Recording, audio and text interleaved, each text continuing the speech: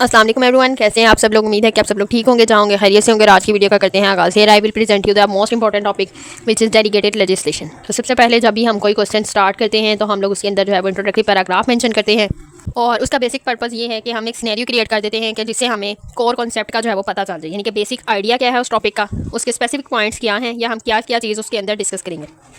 Then फिर हम जो पॉइंट्स हमने ऊपर मेंशन किए होते हैं उसमें से ही स्पेसिफिक पॉइंट्स अगर हम एग्जाम के अंदर हाईलाइट करके पूछे जाते हैं तो हम उनको डिस्क्राइब करना स्टार्ट कर देते हैं। लेकिन सबसे पहले इंट्रोडक्शन लिखते हैं। तो इंट्रोडक्शन में हम लिखेंगे कि डेलीगेटेड लेजिस्लेशन, जिसको हम सेकेंडरी लेजिस्लेशन के नाम से भी जानते हैं या सब ऑर्डिनेट लेजिस्लेशन भी कहते हैं, ठीक है। ये वो लॉ है जो कि मिनिस्टर्स बनाते हैं या लोकल अथॉरिटीज़ बनाती हैं या कोई और अथॉरिटीज़ अदर देन पार्लियामेंट।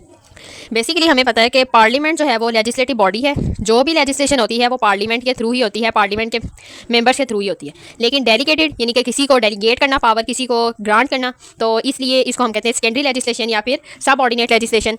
ये लेजिस्लेशन कौन करते हैं? ये मिनिस्टर्स करते हैं, लोकल अथॉरिटीज़ करती हैं, या इन शॉर्ट आप कह सकते हैं एग्जीक्यूटिव बॉडीज़ इसको लॉज को बना सकती हैं। लेकिन उसके कुछ पॉइंट्स हैं, कुछ ऐसी टर्म्स या कंडीशन आ जाती हैं जब डेलीगेटेड लेजिस्लेशन जो है वो प्रोसीड होती है, यानी कि पावर जो है वो ग्रांट की जाती हैं सेकेंडरी बॉडीज़ को, या फिर कह सकते हैं कि जी एग्जीक्यूटिव बॉडीज़ को, ठीक है।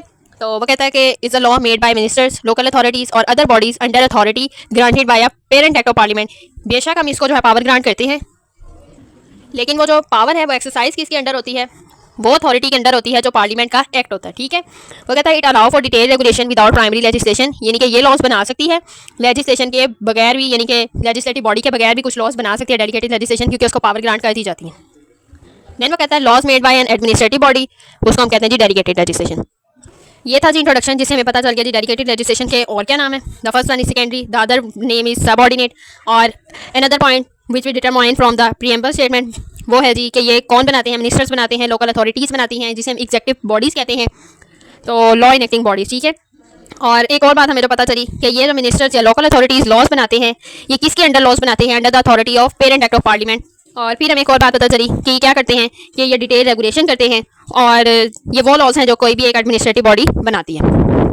अब एज इट सेल्फ लॉ की लैंग्वेज में डेलीगेटेड लेजिस्लेशन की डेफिनेशन क्या है वो देख लेते हैं। वो कहता है legislation made by an executive body और ministers under the parent act of parliament, जो हमने ऊपर इनको 2 से 3 लाइनों के अंदर डिस्कस कर आपको बता दिया था इंट्रोडक्टरी पैराग्राफ के अंदर। तो ये थी जी डेफिनेशन। अब चलते हैं जिसका सिग्निफिकेंस यानी कि इसकी अहमियत क्या है। तो वह कहते हैं डेलीगेटेड लेजिस्लेशन एसेंशियल है, क्योंकि मॉडर्न पार्लियामेंट जो है ना उसके पास टाइम की कमी है और टेक्निकल एक्सपर्टाइज की कमी है, जिस वजह से हमें डेलीगेटेड लेजिस्लेशन की ज़रूरत पड़ती है।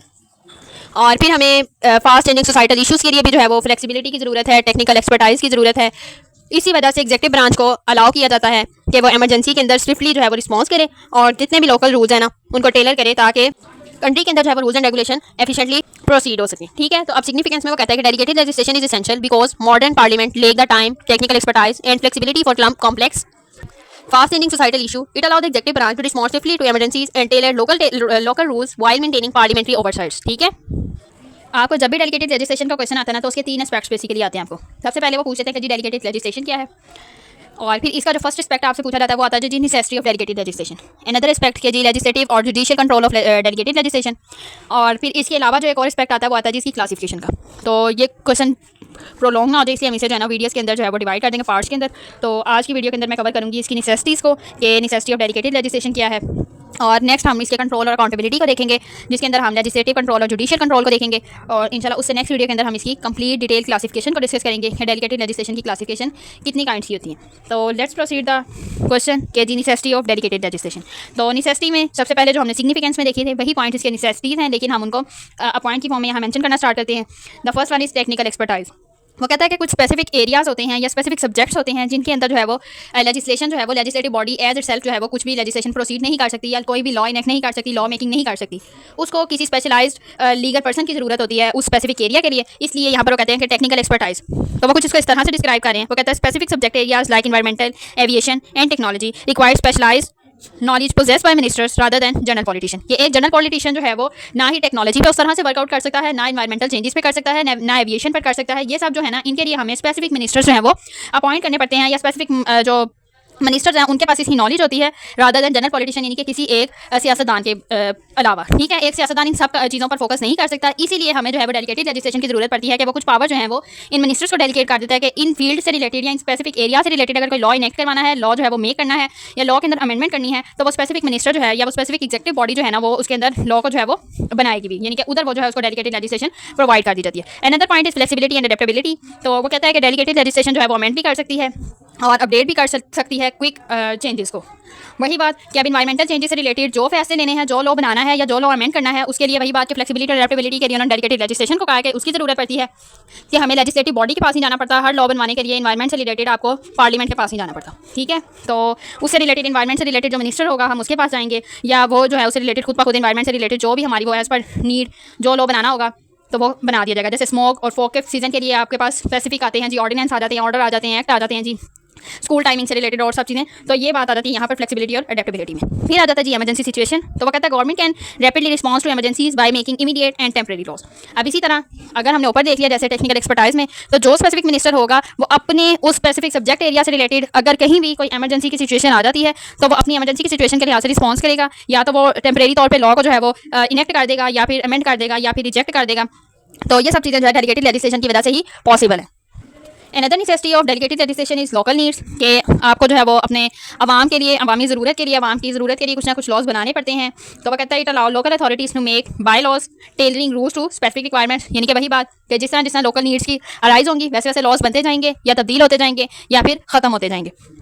आप लोकल नीड्स में आप कह सकते हैं जी पार्किंग से रिलेटेड, उसके लिए पार्लियामेंट नहीं लॉ इनेक्ट करती, उसके लिए जो है वो स्पेसिफिक बॉडी जो है वो वहाँ पर लॉ बनाती है या लॉ के अंदर चेंजेस करती है। अब आ जाता है जी another necessity which is time saving, कि जब हम डेलीगेटेड लेजिस्लेशन करते हैं यानी कि जो हमारी लेजिस्लेटिव बॉडी है वो अपनी पावर ग्रांट कर देती है या आगे से डिवाइड कर देती है या किसी को डेलीगेट कर देती है, तो फिर उसका जो है वो टाइम सेव हो जाता है।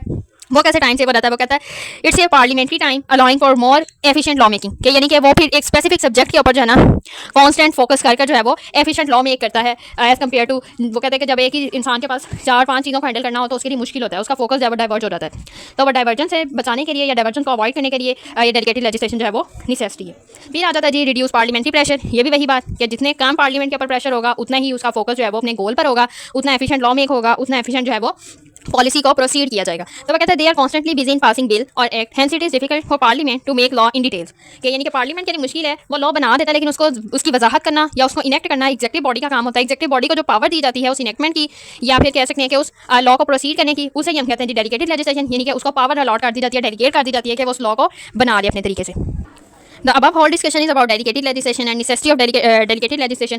इंशाल्लाह नेक्स्ट वीडियो के अंदर हम इसके कंट्रोल और अकाउंटेबिलिटी को डिस्कस करेंगे, जिसके अंदर हम जो हमारे पास पेपर में क्वेश्चन पूछा जाता है कि judicial control of delegated legislation और लेजिस्लेटिव कंट्रोल, वो इंशाल्लाह हम नेक्स्ट वीडियो के अंदर डिस्कस करेंगे। और अगर आपने मेरे चैनल को अभी तक लाइक नहीं किया तो मेरे चैनल को लाइक करें, शेयर करें, सब्सक्राइब करें, बेल आइकन को प्रेस करें ताकि लेटेस्ट वीडियो के अपडेट आप तक पहुंचती रहे। Do comment for your desired video and keep awaiting for the next video. Thanks for watching.